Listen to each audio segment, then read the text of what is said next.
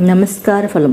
సాష్టాంగ నమస్కారం చేసేటప్పుడు ఆ భక్తుడి శరీరానికి ఎన్ని రేణువులు అంటుకుంటాయో అంతకాలం శివలోకంలో అతడు ఉంటాడు.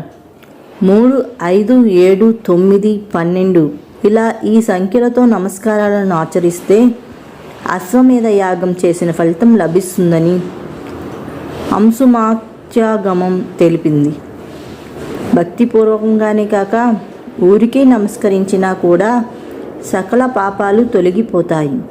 ఇక భక్తితో నమస్కరించిన వాడు సాక్షాత్తు శివుడిలో లీనమైపోతాడు.